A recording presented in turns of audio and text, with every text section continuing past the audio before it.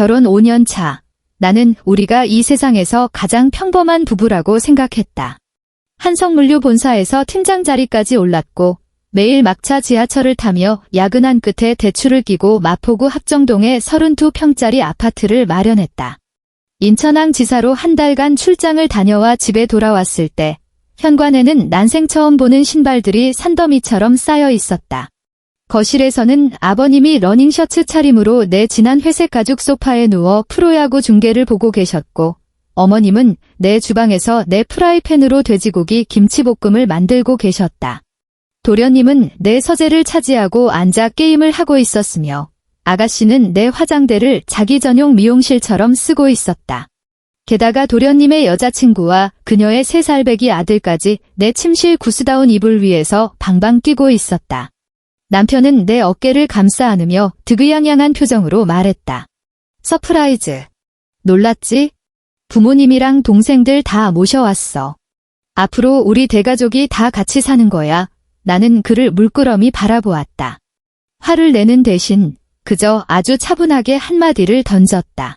그러자 그의 얼굴에 떠올라 있던 미소가 조금씩 아주 천천히 굳어갔다. 이야기를 시작하기 전에 구독과 좋아요, 그리고 지금 어디서 듣고 계시는지 댓글로 남겨주세요. 반갑게 인사드리겠습니다. 자, 그럼 이야기 시작합니다. 캐리어 바퀴가 지하철 6번 출구의 점자 블록을 긁고 지나가며 덜그럭거리는 둔탁한 소리를 냈다. 서원채는 걸음을 멈추고 코트깃을 세워 4월의 쌀쌀한 밤바람을 막으며 한 손으로 주머니에서 스마트폰을 꺼냈다. 화면이 켜졌고 그녀는 메신저 앱을 열어 남편 최정호에게 메시지를 보냈다. 도착했어. 치킨 사갈까? 10초도 지나지 않아 입이 찢어지게 웃고 있는 노란색 이모티콘과 함께 답장이 날아왔다.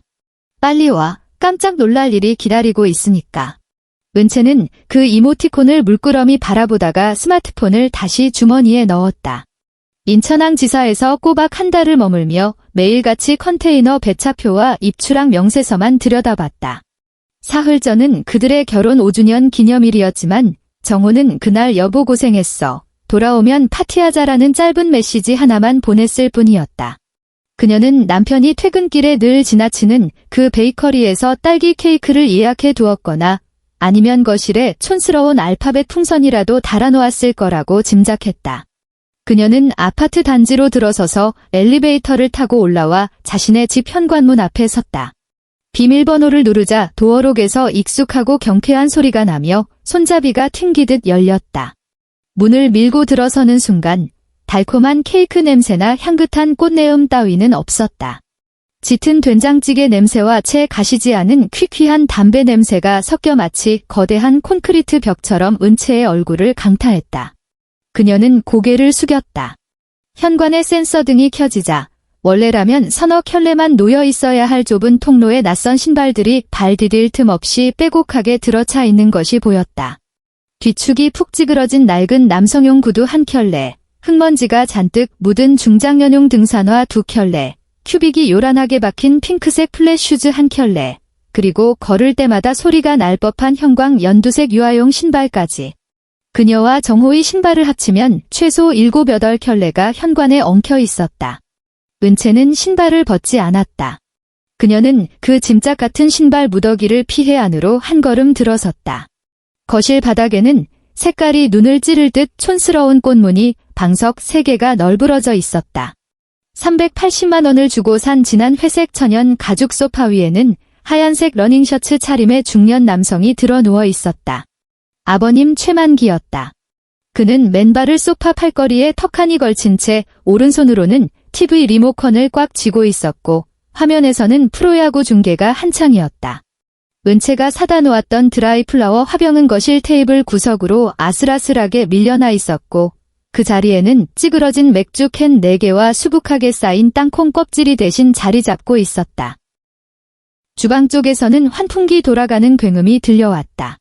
어머님 오영순이 은채는 한 번도 쓴 적 없는 촌스러운 앞치마를 두른 채 긴 튀김 젓가락으로 프라이팬 안에 무언가를 정신없이 볶고 있었다.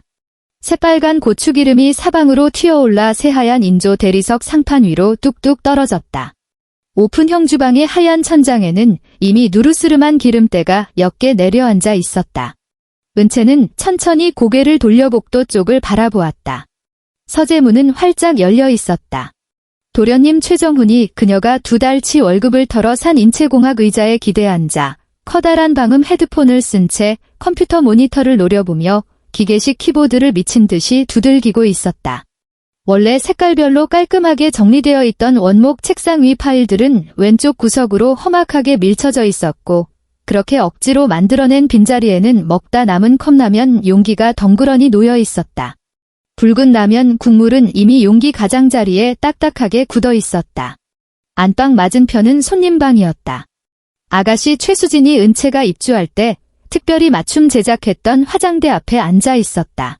화장대 위에는 은채가 아끼는 고가의 기초 화장품 세트와 에센스 열대병이 뚜껑도 닫히지 않은 채 나뒹굴고 있었다. 수지는 은채의 파운데이션을 꾹꾹 눌러 자기 손등에 짜내고 있었다. 마지막으로 은채의 시선은 복도 끝 안방으로 향했다. 안방 문은 반쯤 열려 있었다.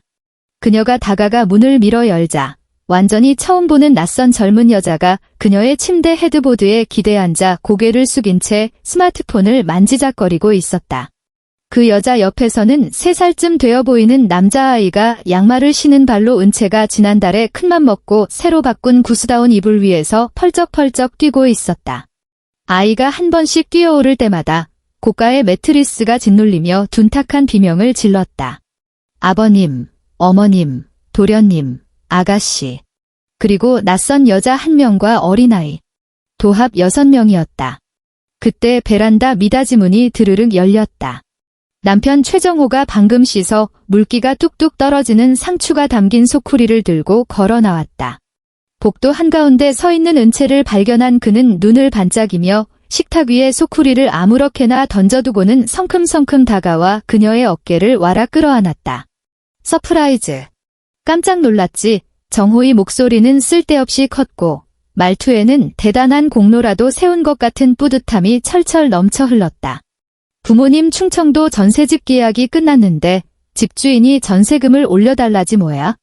정훈이도 마침 서울에서 취직자리 알아봐야 하고 수진이도 엊그제 회사 그만뒀잖아. 가만 생각해보니까 우리 집 방이 3개나 되는데 비워두면 뭐해? 아예 온 가족 다 모셔오자 싶었지. 앞으로 우리 대가족이 다 같이 북적북적하게 사는 거야? 얼마나 좋아. 야구 중계 캐스터의 흥분한 하이톤 목소리가 거실을 쩌렁쩌렁 울렸다. 프라이팬 속에서는 기름이 지글지글 끓어올랐다. 남자아이는 구스다운 이불 위에서 까르르 웃어댔다. 은채는 정호의 얼굴을 빤히 쳐다보았다. 자기 자신에게 깊이 감동한 듯한 벅찬 미소가 그 얼굴에 가득 피어 있었다. 그녀는 아무 말도 하지 않았다. 1초, 2초, 3초, 4초, 5초. 벽에 걸린 시계의 초침이 넘어가는 소리만이 그 짧은 순간 유난히 크고 선명하게 귓가를 파고들었다. 은채는 정호의 팔에서 자신의 어깨를 조용히 빼냈다. 그녀는 들고 있던 캔버스 백을 식탁 위에 올려놓고 지퍼를 열어 투명한 플라스틱 파일 하나를 꺼냈다. 그리고 붉은색 관인 도장이 찍힌 서류 한 장을 쓱 뽑아 들고는 돌아서서 정호의 눈을 똑바로 응시했다. 정호야, 이 그녀의 목소리는 높낮이 하나 없이 섬뜩할 정도로 평온했다. 이 집 부동산 등기부등본 한 번이라도 제대로 본 적 있어? 정호의 얼굴에 떠올라 있던 미소가 일순간 굳어버렸다. 집을 처음 샀을 때부터 지금까지 이 문서에 적힌 이름은 딱 하나야. 내 이름 유은채는 서류를 식탁 위에 내려놓고 검지손가락으로 종이 위를 꾹 눌렀다. 내가 이 집에서 밥 먹고 잠을 잘 권리조차도 전적으로 내가 허락했기 때문에 존재하는 거라고. 그 순간 시끄럽던 거실에 찬물이 끼얹어진 듯 정적이 내려앉았다. 최만기의 손에서 스르륵 빠져나간 TV 리모컨이 마룻바닥으로 곤두박질 치며 탁 하는 경쾌한 파열음을 냈다. 주방의 환풍기 소리가 뚝 끊겼다. 어머님 오영순이 새빨간 양념이 잔뜩 묻은 주걱을 허공에 치켜든 채 주방 밖으로 튀어나왔다. 은채야, 너 방금 그게 시부모 앞에서 할 소리니? 오영순은 미간을 잔뜩 찌푸리며 턱을 빳빳하게 치켜들었다. 가족끼리 한 집에 모여 사는 게 인지상정이고 하늘의 이치지. 너는 애가 한 달 만에 출장 다녀와 놓고는 어른들한테 인사도 없이 시퍼렇게 눈을 뜨고 무슨 말버릇이 그 모양이냐. 쯧, 배운 집 자식은 다르다더니 꼴싸납게. 은채는 시어머니 쪽으로 고개조차 돌리지 않았다. 그녀의 시선은 여전히 정호의 얼굴에 단단히 고정되어 있었다. 인지상정이라고요. 은채가 정호의 눈을 뚫어질 듯 바라보며 말했다. 그럼 내 가족들 내 집에 들이밀기 전에 나한테 단 한마디라도 의논은 했어? 카톡으로 메시지 한 통이라도 보냈냐고. 정호의 목젖이 크게 한 번 출렁였고 입술이 뻐끔거리며 열렸다 닫혔다. 나는 그냥 서프라이즈로 놀래켜 주려고. 은채는 차갑게 시선을 거두었다.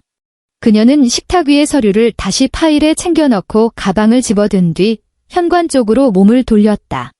그리고 허리를 숙여 흙먼지가 묻어있는 중장년용 등산화를 덥석 집어들더니 현관문 밖 복도로 냅다 집어 던졌다. 연이어 뒤축이 무너진 낡은 구두도 밖으로 내동댕이 쳤다. 큐빅이 박힌 핑크색 플랫 슈즈도 미련 없이 문 밖으로 던져버렸다. 현관 밖복도 타일 위로 둔탁한 구둣발 소리들이 어지럽게 울려 퍼졌다. 집 안에 있던 6명은 마치 바닥에 발이 못 박힌 사람처럼 그 자리에 얼어붙어 아무도 입을 열지 못했다. 오직 TV의 프로야구 중계 화면에서 터져나오는 관중들의 함성만이 거실을 메울 뿐이었다. 그날 밤, 은채는 사람들을 단숨에 모조리 쫓아내지는 않았다. 그녀는 샤워를 마치고 스마트폰을 쥔 채 안방 침대에 누웠다. 구스다운 이불은 겉보기엔 판판하게 정리되어 있었지만 베개에서는 코를 찌르는 싸구려 복숭아 향 샴푸 냄새가 진동했다. 도련님의 여자친구라는 그 한유라라는 여자가 방금 전까지 머리를 대고 누워있던 바로 그 자리였다. 은채는 메신저 앱을 열고 연락처 목록을 스크롤해 이름 하나를 찾았다. 대학 법대 직속 선배이자 지금은 서초동에서 가사소송을 전문으로 하는 박 변호사였다. 언니, 이혼 재산 분할 상담 좀 하려고요. 혼전 100% 제 명의로 현금 완납해서 산 아파트예요. 결혼하고 나서 나간 주택담보대출 이자도 전부 제 개인 계좌에서 빠져나갔고요. 이럴 경우 남자 쪽에서 재산을 얼마나 떼어갈 수 있나요?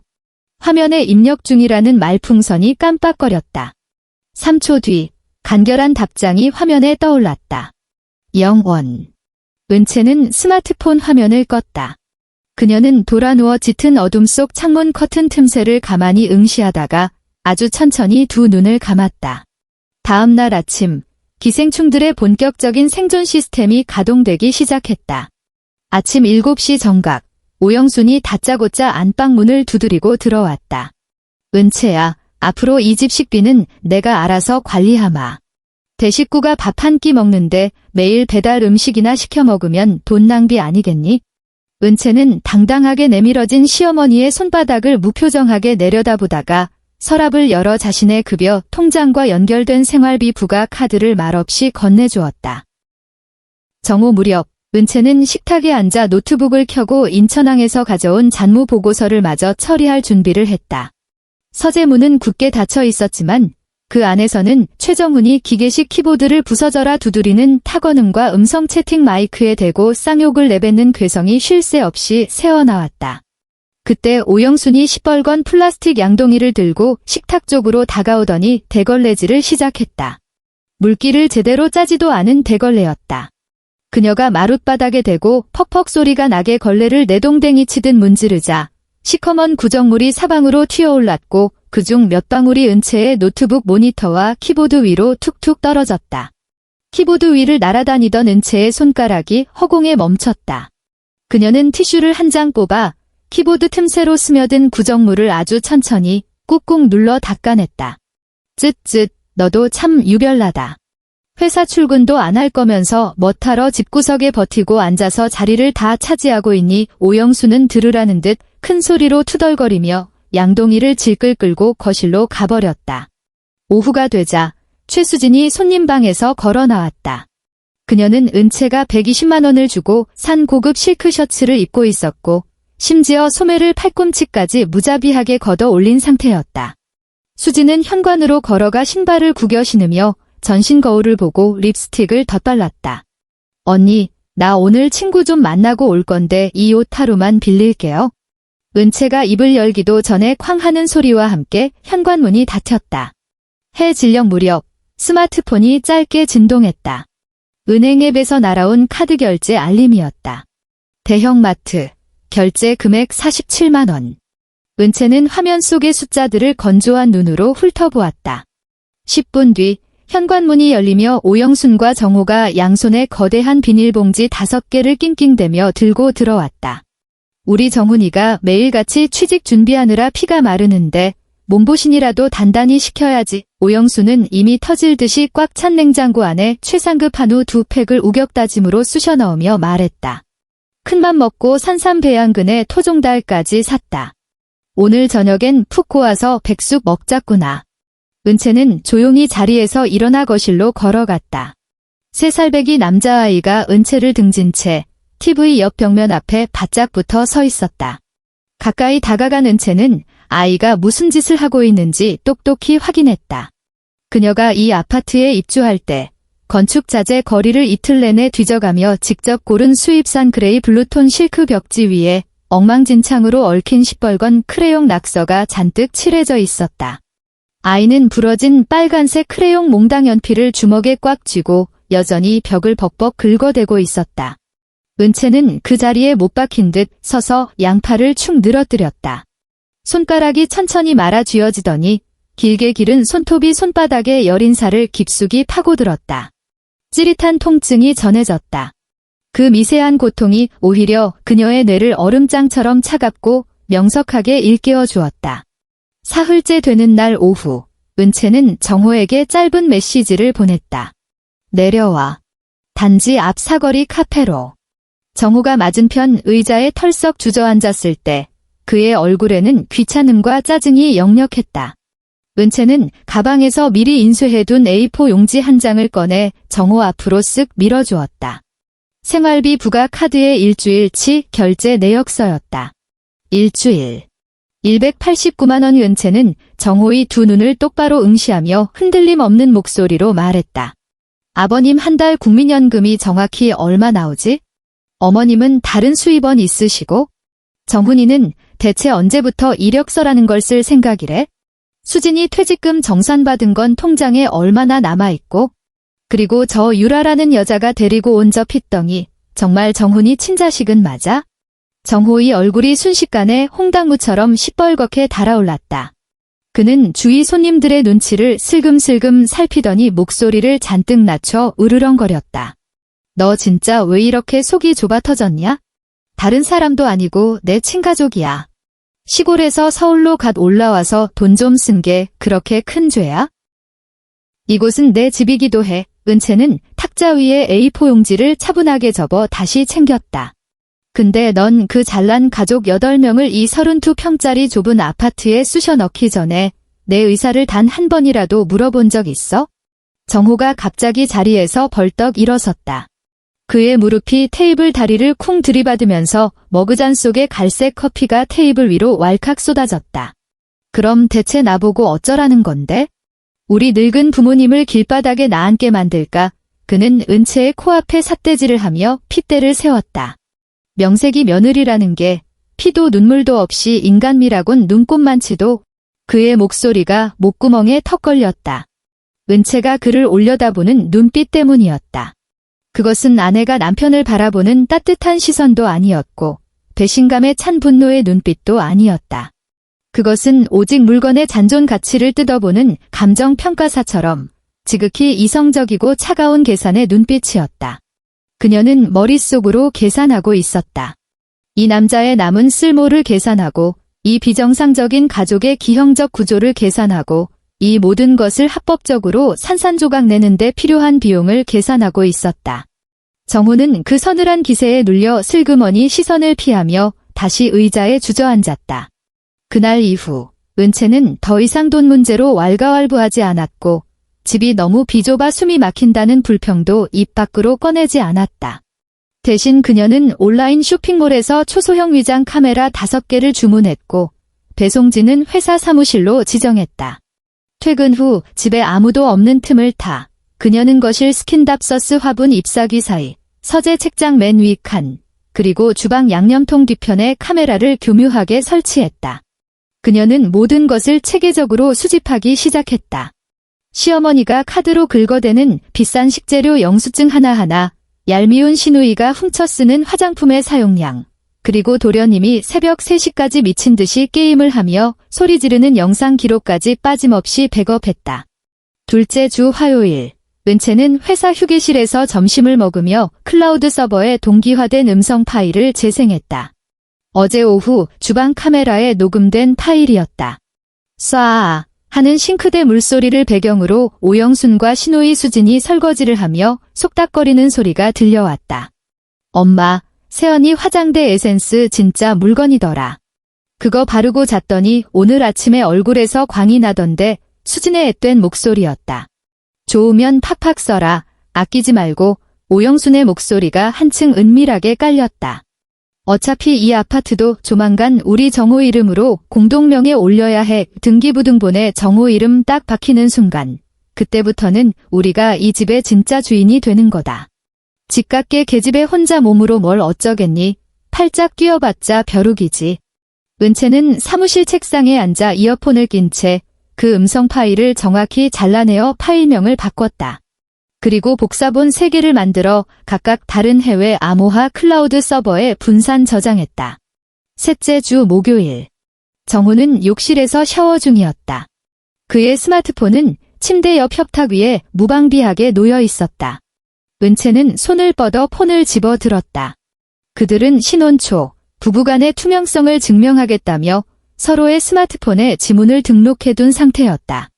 그녀가 엄지손가락을 홈 버튼에 갖다 대자 경쾌한 진동과 함께 잠금이 풀렸다. 그녀는 은행 앱을 열어 남편과 공동으로 관리하던 예금 계좌를 확인했다. 내년쯤 차를 바꿀 때 쓰려고 모아두었던 목돈이었다. 화면에 뜬 잔액은 턱없이 줄어들어 있었다. 은채는 거래 내역을 조회했다. 그녀가 인천항으로 출장을 떠나고 둘째 주가 되던 날, 무려 3,200만 원이라는 거액이 한 번에 이체된 기록이 남아있었다. 수취인명은 최만기. 은채는 폰을 손에 쥐고 욕실 앞 화장실로 들어가 문을 걸어 잠그고 변기 뚜껑 위에 걸터 앉았다. 그녀는 이체 내역 상세 페이지를 캡처한 뒤 정호의 메신저 검색창에 3,200분이라는 숫자를 입력했다. 몇 초 지나지 않아 정호와 최만기 사이에 오간 대화 내용이 화면에 떠올랐다. 아버지, 말씀하신 돈 보냈습니다. 사채업자들한테 빌린 돈부터 빨리 갚으세요. 알았다. 이 일은 절대로 은채 귀에 들어가게 해선 안 된다. 전세 보증금 빼서 도박판에서 다 날려먹은 거 들통나면 내 엄마가 당장 칼 들고 쫓아올 거다. 퍼즐이 맞춰졌다. 시아버지의 충청도 집 전세 계약이 끝난 것은 집주인이 갱신을 거절해서가 아니었다. 그 인간이 미쳐서 전세 보증금을 빼내 도박으로 몽땅 탕진했고 그것도 모자라 사채까지 끌어쓰다가 집주인에게 야반도주하듯 쫓겨난 것이었다. 정우는 이 끔찍한 진실을 모두 알고 있으면서도 부부 공동재산에 손을 대어 도박빚을 틀어막았고 갈 곳 잃은 그 버러지 같은 식구들을 죄다 자신의 명의로 된 아파트에 쑤셔 넣은 것이었다. 문밖에서는 여전히 쏴야 하는 샤워기 물소리가 들려오고 있었다. 은채는 뚫어질 듯 스마트폰 화면을 노려보았다. 이내 그녀의 입꼬리가 파르르 떨리더니 아주 옅고 서늘한 호선을 그렸다. 그것은 체념 섞인 헛웃음도 처량한 자조에 섞인 눈물도 아니었다. 그것은 혹독한 눈보라 속에서 사흘 밤낮을 엎드려 기다리던 사냥꾼이 마침내 자기가 파놓은 함정 속에서 사냥감의 발목뼈가 와드득 부러지는 경쾌한 소리를 들었을 때 비로소 지어 보이는 완벽한 포식자의 미소였다. 금요일 오후, 은채는 반차를 내고 강남구에 있는 고급스러운 로스터리 카페로 향했다. 단정하게 떨어지는 검은색 정장 차림의 박 변호사가 채광 좋은 창가 자리에 앉아 있었다. 은채는 들고 온 두툼한 서류 봉투를 테이블 위로 쓱 밀어주었다. 카메라 녹음 파일 USB, 계좌 이체 내역 캡처본, 지난 한 달간의 부가 카드 사용 명세서, 부동산 등기부등본, 그리고 5년 전 그녀가 100% 자기 자본으로 아파트를 매입할 당시의 자금 출처를 증명하는 통장 거래 내역서 일체였다. 박 변호사는 안경을 치켜 올리며 서류들을 한 장 한 장 매의 눈으로 훑어보았다. 10분 뒤 그녀는 안경을 벗어 테이블 위에 올려놓고 아이스 아메리카노를 길게 한 모금 들이켰다. 은채야, 박 변호사가 날카로운 눈빛으로 그녀를 쳐다보며 말했다. 내가 처음 생각했던 시나리오는 너무 착하고 순진했어. 이혼할 때 재산 분할로 단 한 푼도 안 뺏기는 건 당연한 기본 베이스고 우리는 오히려 그놈을 탈탈 털어먹을 수 있어. 박 변호사는 길고 뾰족한 손톱으로 3,200만 원이 찍힌 이체 내역서를 탁탁 두드렸다. 배우자의 동의 없이 부부 공동재산을 임의로 처분하고 횡령한 금액 3,200만 원을 거기다 내 시어머니가 떠들어댄 공동명에 올려서 집 차지하자는 내용의 녹취록까지. 이건 가정법원 판사님한테 시댁 식구들 전체가 조직적으로 내 재산을 노리고 기획한 재산 은닉 및 침해라는 걸 증명하기에 차고 넘치는 훌륭한 스모킹건이야. 은채는 조용히 고개를 끄덕이며 두 손을 테이블 위에 단정하게 모았다. 언니, 거기다 하나만 더 얹을게요. 은채의 목소리는 깃털처럼 가벼웠지만 얼음송곳처럼 예리했다. 최만기 씨를 상대로 부당이득 반환 청구 소송도 동시에 진행하고 싶어요. 내 허락 없이 빼돌린 그 3,200만 원, 원금의 법정 최고 이자까지 탈탈 털어서 뱉어내게 만들 겁니다. 박 변호사의 입가에 매력적인 미소가 번졌다. 그녀는 만족스러운 듯 서류들을 다시 봉투에 챙겨 넣었다. 타이밍은 언제가 좋을까? 고교 근처는 창밖으로 바쁘게 오가는 강남대로의 차량 행렬을 응시하며 덤덤하게 대답했다. 집에 굴러다니는 쓰레기들 분리수거 좀 끝내놓고요. 집으로 돌아온 은채는 아무 일도 없었다는 듯 평소와 다름없이 행동했다. 미친 사람처럼 소리를 지르지도 살림살이를 집어 던지지도 않았다. 그녀는 완벽하게 프로그래밍된 AI처럼 매일 정해진 시간에 밥을 안 치고 출퇴근을 반복하며 도련님이 게임을 하다 질러대는 돼지 멱다는 소리와 시어머니의 숨막히는 잔소리를 무표정하게 견뎌냈다. 하지만 그 수면 아래에서는 치밀하고 은밀한 작전이 속도를 내고 있었다. 그녀는 화장대 위에 놓여있던 고가의 에센스와 수분 크림을 다이소에서 산 여행용 공병에 남김없이 덜어 회사에 숨겨두고 원래 화장품 용기에는 동네 마트에서 1+1으로 파는 싸구려 로션을 꾹꾹 채워 넣었다. 뻔뻔한 신우이 수지는 매일 아침 저녁으로 그 싸구려 로션을 얼굴에 듬뿍 쳐바르면서도 일주일 내내 아무 눈치도 채지 못했다.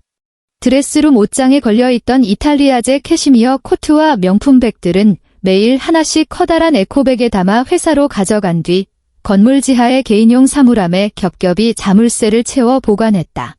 또한 자신의 명의로 된 모든 계좌의 유동자산을 하루에 100만 원씩 쪼개어 박 변호사만 알고 있는 철저하게 세탁된 신규 계좌로 차곡차곡 이체했다.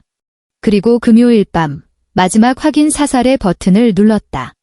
은행 앱에 접속해 시어머니가 쥐고 흔들던 생활비 부가 카드의 월 결제 한도를 300만 원에서 단돈 50만 원으로 대폭 칼질해버린 것이다. 이틀 뒤 그 즉각적인 폭발 효과가 나타났다. 일요일 오후 오영수는 카트에 한우와 전복 등 값비싼 식재료를 탑처럼 쌓아 올린 채 대형마트 계산대 앞에 거드름을 피우며 서 있었다. 점원이 카드를 리더기에 꽂자 기계에서 날카로운 삐빅 소리가 연속으로 울렸다. 고객님, 한도 초과로 결제가 거절되었습니다. 다른 카드 없으신가요? 점원이 영업용 미소를 지으며 영수증을 돌려주었다. 계산대 뒤로 길게 줄을 서 있던 사람들의 시선이 일제히 오영순의 뒤통수에 꽂혔다. 오영순의 얼굴이 순식간에 불타는 고구마처럼 불그락푸르락해졌다. 그녀는 신경질적으로 카드를 횡락가채듯 빼앗고는 마트 구석으로 달려가 씩씩거리며 정호에게 전화를 걸었다. 정호야, 내 마누라년 일부러 나 엿먹이려고 작정한 거 아니냐? 동네 사람 다 보는 계산대 앞에서 망신을 당해도 유분수지. 한도를 줄여놔. 이게 대체 무슨 꿍꿍이냐고. 그 시각, 은채는 서재 책상에 앉아 여유롭게 허브티를 마시고 있었다. 정호로부터 너 엄마 카드 한도는 왜 멋대로 줄였어? 라는 다급하고 신경질적인 메시지가 도착했지만 그녀는 찻잔을 내려놓고는 마침표 하나 찍지 않고 스마트폰을 매정하게 뒤집어 버렸다. 모든 것이 폭발한 디데이는 토요일 저녁 식사 자리였다. 오랜만에 징그러운 8 식구가 모두 식탁에 둘러앉았다. 오영순이 부침가루를 발라 구워낸 갈치구이의 들쩍지근한 비린내가 거실 전체를 끈적하게 채우고 있었다. 오영순이 숟가락을 내려놓으며 헛기침을 크게 한 번 했다. 은채야, 내가 어제 내 아버님이랑 의논을 좀 해봤는데 말이다. 오영순은 무심하게 된장국을 떠먹는 은채를 빤히 바라보았다. 정훈이 짝꿍 유라 말이다. 걔가 둘째를 가졌단다. 국물을 떠올리던 은채의 손이 허공에서 딱 멈췄다. 그녀는 천천히 눈꺼풀을 들어 올려 시어머니의 뻔뻔한 얼굴을 직시했다. 다음 달에 서둘러서 예식부터 올릴 참이다. 근데 너도 알다시피 우리 정훈이가 아직 번듯한 직장도 없고 결혼식 올릴 목돈도 턱없이 부족한 마당에 신혼집은 꿈도 못 꿀 형편 아니냐. 오영수는 세상에서 제일 자비로운 척 한숨을 푹 내쉬더니 이내 본론을 꺼냈다. 그래서 우리가 묘안을 하나 짜냈다. 어차피 이 집방이 3개잖니? 앞으로 너희 부부가 안방을 계속 쓰고 나랑 내 아버님이 지금처럼 작은 방을 쓰고 서재로 쓰는 그 큰 방은 싹 치워서 정훈이랑 유라 신혼방으로 내주자꾸나. 수진이는 젊은 애니까 푹신한 거실 소파에서 자면 되고 나중에 유라가 배 불러서 둘째 낳고 나면 그때 가서 너희가 대출 좀 더 껴서 평수 넓은 아파트로 이사가면 딱 맞지 않겠니? 순간 공기청정기 돌아가는 소리마저 멈춘 듯 지독한 정적이 식탁 위로 내려앉았다. 거실 소파에서 잘하는 말에 신우이 수진이 입술을 삐죽이 내밀며 불만스러운 표정을 지었지만 감히 토를 달지는 않았다. 시아버지 최만기는 눈치를 보며 애꿎은 갈치 가시만 젓가락으로 찌작거리고 있었고 도련님 정훈과 유라라는 여자는 방을 내놓는 게 당연하다는 듯 구석에 앉아 뻔뻔한 눈으로 은채를 노려보고 있었다. 은채는 쥐고 있던 숟가락을 국그릇 안에 조용히 내려놓았다. 챙강 하는 맑은 도자기 마찰음이 서늘하게 울려 퍼졌다. 그녀는 옆자리에 앉은 정호를 곁눈질로 쳐다보았다.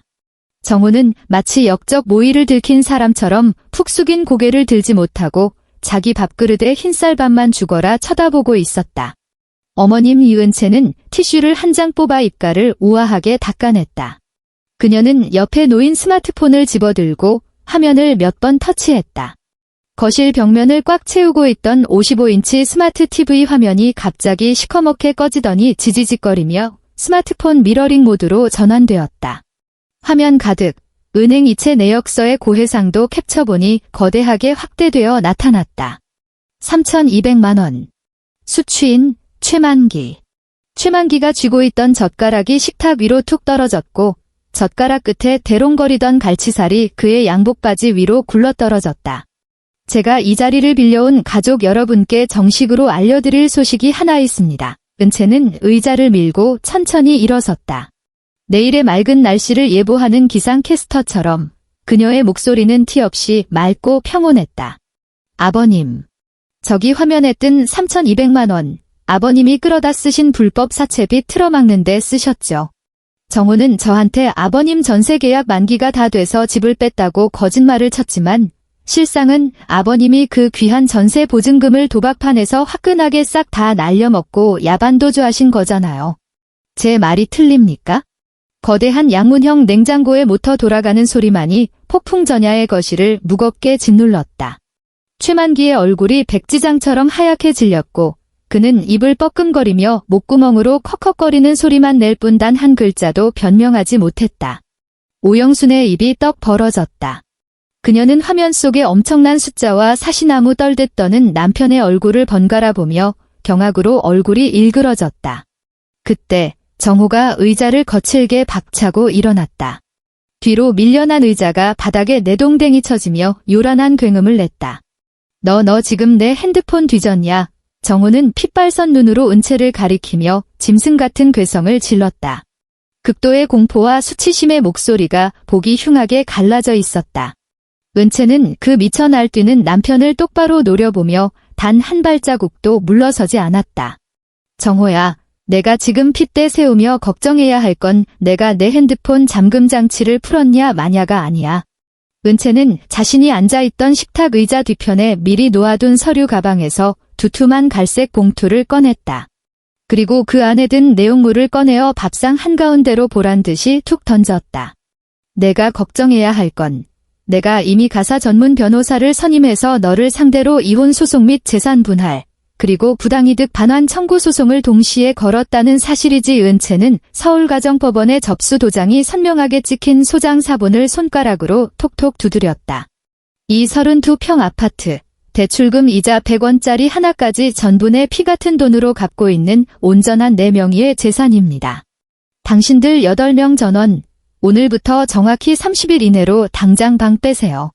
이건 가족 간의 훈훈한 타협이 아니라 법률 대리인을 통한 정식 법적 통보입니다.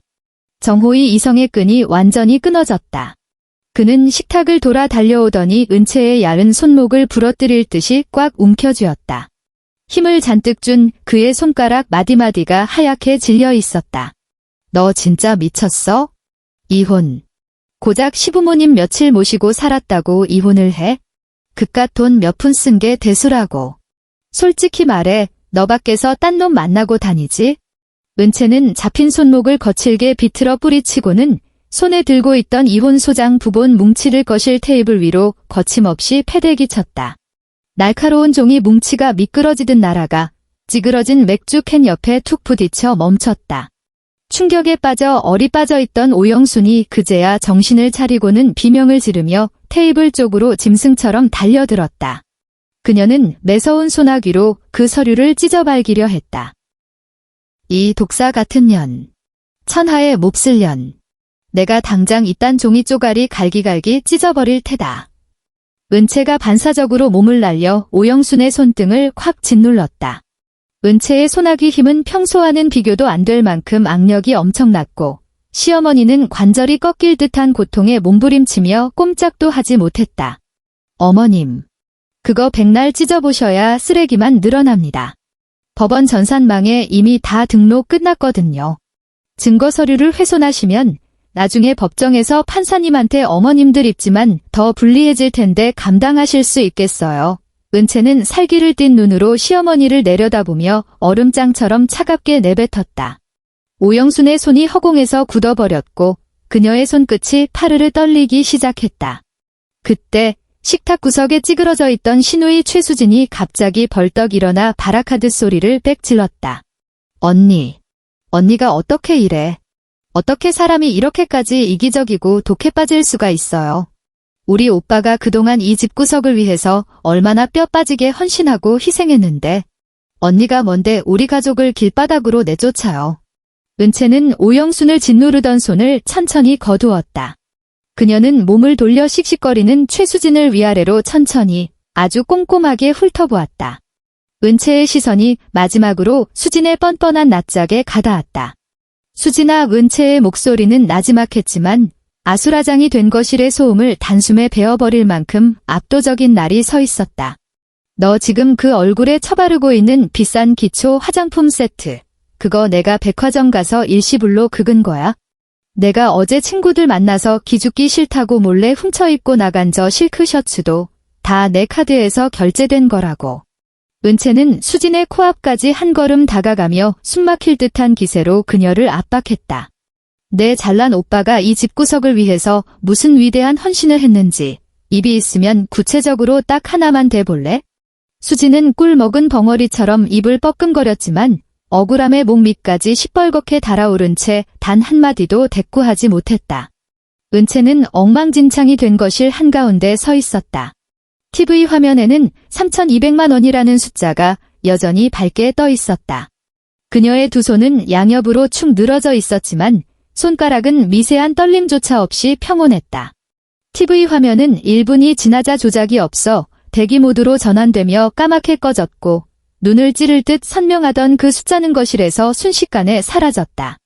은채는 앞으로 걸어가 TV에 연결된 미러링 케이블을 뽑았다.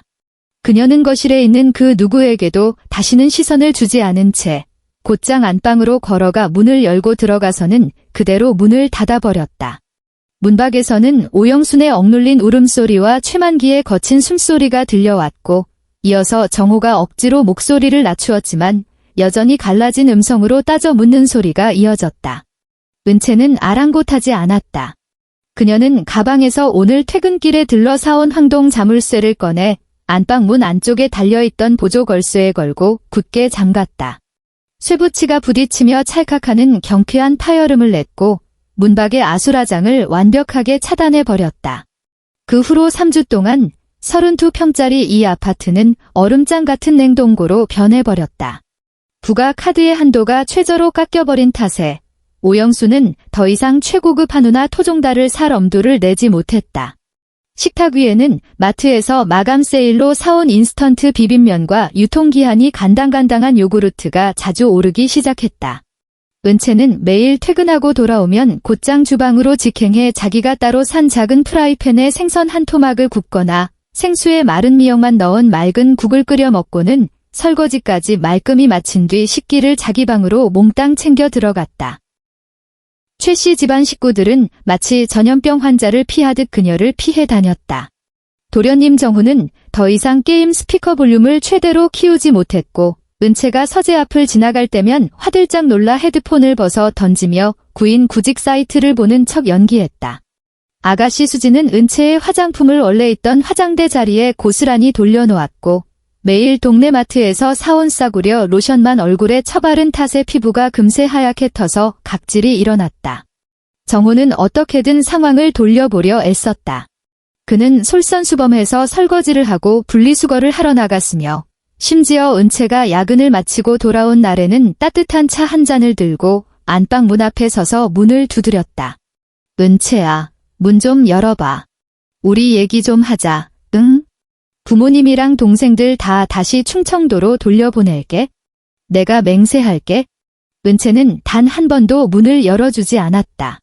그녀는 침대 헤드보드에 기댄 채 문밖에서 들려오는 정호의 애원 소리를 부금 삼아 스마트폰 화면을 넘기며 박 변호사가 보내온 재판 전 증거 목록을 꼼꼼히 대조하고 있었다. 그녀에게 구질구질한 대화 따위는 필요 없었다. 오직 법적 문서에 찍힌 판결 도장만이 필요할 뿐이었다. 이혼 조정은 서울가정법원 402호 조정실에서 열렸다. 밝은색의 길쭉한 원목 테이블 양끝에 두 무리의 사람들이 마주 앉았다. 은채는 브랜드 로고가 전혀 없는 짙은 회색 정장을 단정하게 입고 머리를 깔끔하게 하나로 묶은 채 서류를 뒤적이는 박 변호사 옆에 앉아 있었다. 맞은편에는 깃이 구깃구깃한 셔츠를 입고 눈 밑에 핏발이 잔뜩 선 정호가 앉아 있었고 그 옆에는 촌스러운 줄무늬 넥타이를 맨 나이 지긋한 남자 변호사가 자리했다. 조정위원이 콧등으로 흘러내린 돋보기 안경을 치켜올리며 헛기침을 했다. 재산 분할 부분에 관해서 피고 측은 이해 있습니까? 정호희 변호사가 즉시 허리를 꼿꼿하게 세우고는 눈앞에 기록처를 펼쳤다. 조정위원님, 제 의뢰인이 아내의 동의 없이 이체한 점에 대해서는 과실을 인정합니다. 하지만 이 부동산의 분할에 관해서 원고 측이 피고에게 알몸으로 쫓겨나라는 식으로 빈손 퇴거를 주장하는 것은 부당하다고 사료됩니다. 양측은 만 5년 동안 혼인 생활을 유지해왔으며 제 의뢰인은 매달 자신의 급여를 가정생활에 보태어 왔습니다. 그는 이 가정을 위해 장기적인 정서적 지지를 아끼지 않았으며 가사 노동에도 성실히 참여했습니다. 따라서 지난 5년간 이 부동산의 가치가 상승한 데에는 제 의뢰인의 지울 수 없는 기여가 존재합니다. 박 변호사는 고개조차 들지 않았다. 그녀는 손 닿는 곳에 있던 서류 봉투에서 깔끔하게 제본된 재무제표 한 부를 꺼내어 테이블 바닥에 바짝 붙인 채로 조정위원 앞으로 쓱 밀어주었다. 기여라고 하셨습니까? 박 변호사가 날렵한 손톱으로 서류 페이지를 가볍게 톡톡 두드렸다. 그럼 구체적인 숫자를 한번 들여다보죠. 이 부동산은 원고가 혼인신고를 하기 2달 전 전액 현금 계좌 이체 방식으로 매입한 것이며 그 자금의 출처는 100% 원고의 혼전 개인 예금입니다. 결혼 후 집을 리모델링하기 위해 받은 신용대출의 매월 원리금 상환 계좌 역시 원고의 개인 급여 통장입니다. 박 변호사가 고개를 들어 맞은편 남자 변호사를 매섭게 쳐다보았다. 자, 이제 최정호 씨의 위대한 기여를 한번 살펴볼까요? 최 선생님의 월급은 220만 원입니다. 지난 5년간의 은행 거래 내역에 따르면 그가 매달 긁어댄 신용카드 청구액은 평균 150만 원 선이며 결제 내역은 전부 본인의 식비, 술자리, 그리고 본인 명의로 된 자동차 유지비였습니다. 그럼 남은 70만 원은 어디로 갔을까요? 박 변호사가 빨간색 형광펜으로 밑줄이 그어진 명세서 한 장을 또다시 척 뽑아 들었다. 매달 25일, 이 70만 원은 시어머니 오영순 씨의 계좌로 칼같이 이체되었습니다. 꼬박 5년 동안 최 선생님이 가족 식비, 관리비 및 공과금, 그리고 주택담보대출에 기여한 지출 기록은 완벽한 숫자 0원입니다. 정호희 변호사 이마에 식은땀이 송글송글 맺혔다. 그는 정호를 힐끗 쳐다보고는 억지로 고집을 부리며 말을 이어갔다. 설령 금전적 기여가 부족하다 할지라도 배우자로서 공동생활을 영위했다는 사실 자체에 서로를 부양했다는 의미가 포함되어 있습니다. 제 의뢰인은 일상생활 속에서 일상적인 가사 노동 말씀이십니까? 은채가 처음으로 입을 열었다. 그녀의 목소리는 크지 않았지만 텅 빈 조정실 안에서 소름 끼치도록 또렷하게 울려 퍼졌다. 그녀는 시선을 피하는 정호의 두 눈을 똑바로 직시했다. 정호야, 한 달에 2번씩 오시는 가사 도우미 아주머니 비용 누가 냈니? 내 양복 세탁소 비용은 누가 결제했고? 지난 5년 동안 내가 이 집구석에서 대걸레를 몇 번이나 잡아봤으며 주방 세제를 내 돈 주고 사본 적이 단 한 번이라도 있긴 해? 정호는 고개를 푹 수그린 채 테이블 아래에서 두 손을 핏기가 가시도록 꽉 쥐고 꼬물거리며 단 한마디도 대꾸하지 못했다. 조정위원은 철벽 같은 증거로 묶인 두툼한 은행 거래 내역서를 다 훑어보고는 깊은 한숨을 내쉬며 정호희 변호사를 쳐다보았다. 최 선생님 측에서는 이 재무증명 자료들을 반박할 만한 다른 증거가 있습니까? 예를 들어 고가의 가전제품이나 가구를 구매했다는 영수증이라든가요? 정호가 마치 썩은 동아줄이라도 잡은 사람처럼 번쩍 고개를 쳐들었다. 저희 처음 이사할 때 제가 양문형 냉장고 한 대 샀습니다. 박 변호사가 코웃음을 쳤다. 180만 원짜리 냉장고 한 대 말씀이시군요. 게다가 그건 12개월 할부로 결제하셨고 매월 할부금이 빠져나간 계좌는 두 분의 부부 공동 통장이었습니다. 정작 본인은 그 계좌에 단돈 10원 한 장 입금한 적이 없으면서요. 박 변호사가 파일처를 탁 덮었다. 만약 끝까지 우기신다면 그 냉장고를 5년 동안 사용한 감가상각비를 적용해서 현금으로 정산해 드릴 의향은 있습니다. 대략 30만 원 정도 나올 텐데 현금으로 받으시겠습니까? 아니면 계좌로 싸드릴까요? 조정실 안은 죽은 듯한 정막에 휩싸였다. 조정위원이 돋보기 안경을 벗고 정호희 변호사를 바라보며 뼈있는 경고를 던졌다. 자금 흐름이 이토록 명백한 이상 피고 측에서 계속해서 부동산 분할을 고집하신다면 정식 재판 절차로 넘어갈 수밖에 없습니다. 하지만 불필요한 패소 소송 비용을 떠안지 않으시려면 피고 측의 요구사항을 전면적으로 재검토하시길 권고합니다. 조정은 결렬되었다. 은채는 자리에서 일어나 의자를 반듯하게 집어넣고는 눈시울이 시뻘개진 정호는 안중에도 없다는 듯 곧장 법원 정문을 빠져나갔다. 사흘 뒤 은채는 박 변호사의 전화를 받았다. 그녀는 점심시간을 이용해 서초동 법률사무소로 향했다. 박 변호사는 평소처럼 커피를 내어주는 대신 법원 사실 조회 명령 도장이 쾅 찍힌 육중한 서류 뭉치를 은채 앞으로 밀어주었다. 은채야, 내 시아버지라는 인간 아무리 채워도 바닥이 안 보이는 블랙홀이더라. 은채는 자리에 앉아 서류를 펼쳤다. 그것은 최만기를 상대로 제기한 부당이득 반환 소송 과정에서 법원이 합법적으로 열람을 명한 최만기의 개인 재산 및 신용정보 조회서였다. 최만기 명의로 된 부동산이나 차량은 단 한 대도 없었고 은행 계좌의 잔액은 5만 원도 채 되지 않았다. 그의 개인 신용 등급은 이미 최하위인 10등급으로 곤두박질 친 상태였다. 그리고 부채란에는 두 곳의 불법 사채, 대부업체 이름이 빼곡하게 적혀 있었다. 내가 발품 좀 팔아봤는데 이 두 군데 모두 법정 최고 금리를 우습게 넘겨서 돈을 뜯어내는 악질 불법 사채업체야. 박 변호사가 볼펜 끝으로 그 위의 숫자들을 가리켰다. 원금이 8천만 원인데 지난 몇 년 동안 이자의 이자가 눈덩이처럼 불어나서 현재 총부채액이 무려 1억 2천만 원에 달해. 정호가 빼돌린 그 3,200만 원은 원금은커녕 그동안 밀린 연체 이자를 땜빵하는 데 쓰인 게 고작이었어. 이런 사채업자들은 피도 눈물도 없어서 최만기가 주민등록을 어디로 옮기든 빚쟁이들이 끝까지 들러붙어서 피를 말릴 거다. 은채는 그 숫자를 뚫어질 듯 쳐다보았다. 1억 2천만 원. 그녀는 분노가 치밀어 오르지도 심지어 놀랍지도 않았다.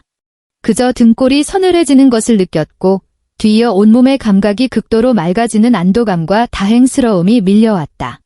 이 징그러운 6명의 인간들은 서울로 얹혀 살러 온 게 아니었다. 그들은 충청도에서 빚쟁이들에게 쫓기다 못해 목숨이 간당간당해지자 마치 기생충처럼 정호라는 핏줄을 타고 그녀의 집구석까지 기어 들어온 것이었다. 법률사무소를 나선 은채는 길모퉁이의 문구점에 들러 누런 서류 봉투 하나와 노란색 포스트잇 한 통을 샀다. 그녀는 그 재산조회서 사본을 반듯하게 접어 봉투 안에 밀어넣었다. 그리고 포스트잇 한 장을 떼어내어 검은색 네임펜으로 딱 한 문장을 적어 붙였다. 너도 이 사실을 알고 있었니? 그녀는 우체국으로 걸어가 가장 빠른 당일 특급 우편으로 정호가 다니는 자동차 부품 영업회사로 이 봉투를 붙였다. 오후 4시 정각, 정호는 사무실 책상에 앉아 우편물을 건네받았다. 그가 봉투를 뜯고 서류를 꺼내어 두 곳의 사채업체 이름과 맨 밑에 찍힌 1억 2천만 원이라는 총부채액을 확인한 순간 그의 손에서 펄럭이던 종이가 바닥으로 툭 떨어졌다. 그는 반쯤 실성한 사람처럼 최만기에게 전화를 걸어댔다. 아버지 1억 2천이요? 이거 진짜입니까? 분명히 3천만 원이 전부라고 하셨잖아요. 수화기 너머에서 최만기는 우물쭈물 변명을 늘어놓더니 이내 뚝 하고 전화를 끊어버렸다. 정호는 발밑의 바닥이 쩍쩍 갈라지며 무너져 내리는 듯한 공포를 느꼈다. 그는 그제야 깨달았다. 은채가 이혼을 요구한 것은 단순히 자기 집을 되찾기 위함이 아니라 미친 듯이 물이 새어 들어오는 침몰선에서 단 1초의 망설임도 없이 뛰어내려 목숨을 건진 것이라는 사실을. 그리고 자신은 여전히 그 가라앉는 배의 돛대에 꽁꽁 묶여 있다는 것을. 그날 깊은 밤, 서울에는 때 아닌 장대비가 억수같이 쏟아졌다. 밤 11시, 지사와의 화상회의를 마친 은채는 택시를 타고 합정동 아파트 단지 입구에 도착했다. 택시가 로비 캐노피 바깥쪽에 멈춰섰다. 은채는 검은색 우산을 펼쳐 들고 무릉덩이를 밟으며 차에서 내렸다. 두어 걸음쯤 내디뎠을까 가로등 그늘 밑에서 갑자기 시커먼 인형 하나가 튀어나왔다. 정호였다. 그는 우산도 쓰지 않은 채 싸구려 양복이 빗물에 흠뻑 젖어 살갗에 질척하게 달라붙어 있었다. 머리카락은 미역줄기처럼 이마에 찰싹 달라붙어 있었고 턱을 타고 시커먼 빗물이 뚝뚝 떨어져 내렸다. 그는 이곳에서 얼마나 오랫동안 비를 맞고 서 있었는지 온몸을 사시나무 떨듯 바들바들 떨고 있었다. 은채야. 그가 짐승처럼 달려들다 무릉덩이에서 발이 미끄러지는 바람에 젖은 아스팔트 바닥 위로 철퍼덕 무릎을 꿇고 넘어졌다. 흙탕물이 사방으로 튀어올라 은채의 아이보리색 구두 코끝에 점점이 묻었다. 은채는 걸음을 멈췄지만 우산 손잡이를 쥔 손은 미동조차 없었다. 그녀는 빗속에 무릎을 꿇고 엎드린 남자를 무심하게 내려다보았다. 정호가 고개를 쳐들고는 두 손을 모아 싹싹 비비며 은채의 종아리를 부여잡았다. 눈물이 빗물과 뒤섞여 그의 입가로 흘러내렸다. 은채야, 제발 부탁이야. 내가 잘못했어. 내가 죽을 죄를 지었어. 그는 꼴사납게 오열했고 그의 목소리는 빗속에서 길 잃은 짐승의 절규처럼 처절하게 울려 퍼졌다. 나 1억 2천만 원이라는 빚이 있는 줄은 꿈에도 몰랐어. 내 목숨을 걸고 맹세할게. 아버지가 그렇게 끔찍한 사체를 끌어다 쓴 줄 알았으면 내가 미쳤다고 그 인간들을 내 집에 모셔왔겠어? 은채는 그를 가만히 내려다볼 뿐 억지로 다리를 빼내려 하지도 입을 열지도 않았다. 당장 내쫓을게. 오늘 밤 당장 길바닥으로 내쫓아버릴게. 정호가 은채의 다리를 붙들고 미친 듯이 흔들어댔다. 비밀번호도 새로 싹 다 바꾸고 앞으로 이 집엔 우리 둘만 사는 거야? 돈도 다 끊어버릴게. 단돈 10원 한 장 안 줄 거야. 은채야, 우리 5년 동안 부부로 살았던 정을 생각해서라도 소송 좀 취하해주라. 응? 나는 너 없으면 진짜 죽어. 가로등의 누런 불빛이 빗줄기를 가르며 비춰졌다. 은채는 정호의 흉하게 일그러진 얼굴을 보며 문득 5년 전의 기억을 떠올렸다. 5년 전 그 겨울, 홍대 근처의 허름한 가성비 파스타 가게에서 정호는 이렇게 무릎을 꿇었었다. 그는 삐걱거리는 마룻바닥에 한쪽 무릎을 꿇고 자기 2달치 월급을 털어 산 자그마한 반지를 치켜든 채 긴장으로 입술을 달달 떨며 더듬거렸었다. 은채야, 내가 지금은 쥐뿔도 가진 게 없지만 이거 하나만은 약속할게. 평생 내 눈에서 눈물 날 일 없게 해줄게. 그 시절의 서은채는 이 남자가 비록 가진 건 없어도 속은 꽉 찬 진국이라고 믿었다. 하지만 지금의 서은채는 제 부모의 끔찍한 빚더미에서 도망치기 위해 또다시 자신을 총알바지 방공호로 써먹으려는 눈앞의 뻔뻔한 수컷을 보며 구역질이 치밀어 올랐다. 은채가 허리를 숙이며 우산을 살짝 기울여 정호에게 들이치는 비바람을 막아주었다. 정호는 그녀가 마침내 마음을 돌렸다고 착각하고는 환희에 찬 눈빛을 번뜩이며 자리에서 일어나 그녀를 와락 끌어안으려 했다. 하지만 은채는 곧바로 손을 뻗어 그의 어깨를 강하게 짓누르며 흙탕물 속으로 다시 처박아 버렸다. 정호야, 은채의 목소리는 이 차가운 4월의 봄비보다 훨씬 더 서늘했다. 내가 무릎 꿇고 빌어야 할 상대가 틀렸잖아. 정호는 넋이 나간 듯 멍청한 표정으로 그녀를 올려다보았다. 넌 지금 나한테 살려달라고 빌 게 아니라. 은채는 허리를 꼿꼿이 세우고 벌레를 보듯 그를 내려다보았다. 당장 집으로 쳐들어가서 내 아버지 멱살을 잡고 무릎을 꿇려야지. 왜 하필 도박에 미쳐서 그 지랄을 떨었냐고, 왜 내 아들 인생을 내 손으로 시궁창에 처박았냐고 따져 물어야지. 은채는 발을 들어 그의 구질구질한 소나귀에서 차갑게 벗어났다. 그녀는 무릉덩이에 엎어진 정호를 비켜서서 아파트 1층 로비의 자동문 쪽으로 거침없이 걸어갔다. 정호가 절망에 차 몸을 돌리며 멀어지는 그녀의 뒷모습을 향해 손을 뻗고 목이 터져라 그녀의 이름을 부르짖었다. 야간 근무를 서던 경비원 아저씨는 유리문 너머로 바깥 상황을 계속 지켜보고 있었다. 은채가 다가오는 것을 확인한 경비원 아저씨는 벽에 달린 문 열림 버튼을 눌렀다. 은채가 밝고 따뜻한 로비 안으로 들어섰다. 그녀는 고개를 돌려 경비원 아저씨에게 가볍게 목례를 했다. 경비원 아저씨는 단박의 뜻을 알아차리고 손가락으로 강제 닫힘이라고 적힌 빨간색 버튼을 꾹 눌렀다. 육중한 통유리문이 레일을 타고 빠르게 닫혔다. 찰칵하는 가벼운 소리와 함께 전자 잠금 장치가 맞물렸다. 바깥의 세찬 빗소리도 정호의 짐승 같은 울부짖음도 그 유리문 하나를 경계로 칼로 자른 듯 완벽하게 차단되었다. 마지막 붕괴는 사흘 뒤 정오 무렵에 터져나왔다. 햇살이 눈을 찌를 듯 쏟아지는 수요일이었다. 한성물류본사 1층 로비는 커피를 들고 335 모여 잡담을 나누는 직원들로 북적였다. 오영순이 칙칙한 회색 낡은 겉옷을 걸치고 머리에는 촌스러운 스카프를 아무렇게나 둘러쓴 채 마치 브레이크가 고장난 포탄처럼 로비로 무식하게 밀고 들어왔다. 그녀는 출입 게이트를 빠져나오고 있는 은채를 단번에 매의 눈으로 포착했다. 은채야. 오영순이 찢어지는 듯한 괴성을 지르며 번쩍이는 대리석 바닥 위로 냅다 무릎을 꿇고 엎어졌다. 그녀는 은채의 다리를 붙잡는 대신 시골 장례식장에서 곡을 하듯 양손으로 바닥을 퍽퍽 내리치며 억지 눈물을 짜냈다. 제발잡이 좀 베풀어 다오. 우리 불쌍한 정호를 봐서라도 이혼만은 막아주라. 우리 가족이 앞으로 내 발밑에서 개처럼 기어다닐 테니까 복도에서 자라면 복도에서 자고 내가 까라면 깔 테니까. 제발 우리를 길바닥으로 내쫓지만 말아다오. 넓은 로비가 찬물을 끼얹은 듯 일순간 조용해졌다. 수십 명의 시선이 일제히 그쪽으로 쏠렸다. 젊은 사원 몇몇은 몰래 스마트폰을 들어 촬영을 준비했고 보안 요원들이 당황한 표정으로 재빨리 달려오고 있었다. 은채는 걸음을 멈췄다. 그녀는 뒷걸음질 치지도 창피해서 얼굴을 붉히지도 않았다. 그녀는 주위에 몰려든 동료들을 쓱 훑어보고는 무표정한 얼굴로 코트 주머니에서 휴대용 티슈를 하나 꺼냈다. 그녀는 오영순 앞까지 당당하게 걸어가 허리를 굽히고 티슈 한 장을 뽑아 조용히 내밀었다. 어머님, 그만 일어나시죠. 여기서 이런다고 해결될 일이 아닙니다. 은채의 말투는 구내식당 아주머니에게 인사하듯 지극히 건조하고 평온했다. 오영수는 자신의 저렴한 동정표 작전이 먹혀들었다고 착각하고는 눈물 콧물이 범벅된 얼굴로 은채의 손목을 콱 쥐었다. 은채야, 너 이혼 안 하겠다고 약속하는 거지, 그렇지? 우리 정우는 너 없으면 당장 목매달고 죽을 애야. 은채는 손목이 잡힌 채로 상체를 조금 더 숙여 오직 오영순의 귓가에만 꽂히도록 낮고 서늘하게 속삭였다.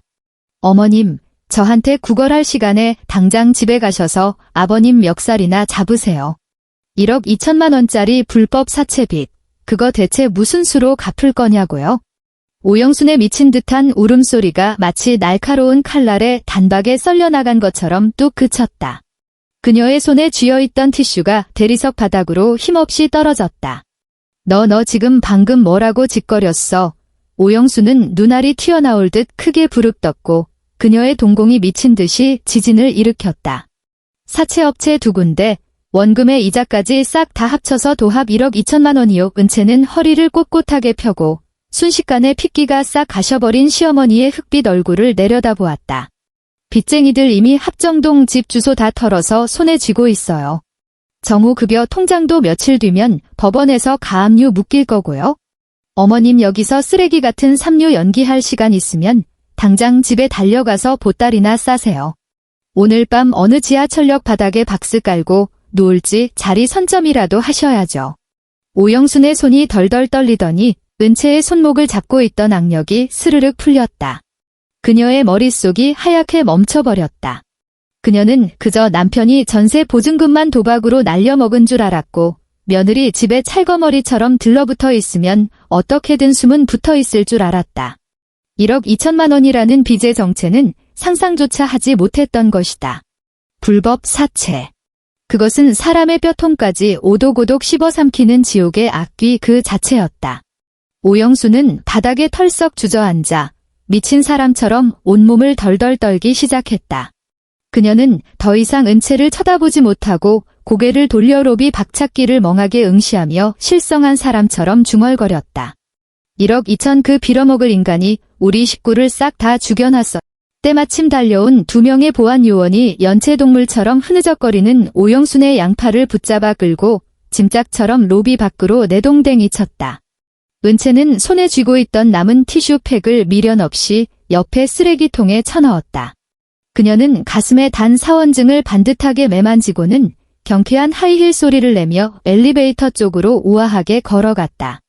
한 달 뒤 법원의 최종 판결문이 송달되었다. 판결 결과는 한치의 이변도 없었다. 이혼 성립. 합정동 32평 아파트는 원고 서원채의 혼전 개인 재산으로 인정되며 피고 최정호는 이에 대해 어떠한 형태의 분할도 청구할 권리가 없다. 또한 부부 공동예금 계좌에서 무단으로 인출된 금액에 관하여 법원은 피고 최정호가 배우자의 동의 없이 부부 공동재산을 이미 처분하여 부친의 개인 채무 변제에 사용한 사실을 인정하고 있는 원고의 재산권을 심각하게 침해한 행위이므로 피고는 원고에게 3,200만 원 전액을 반환할 것을 명한다.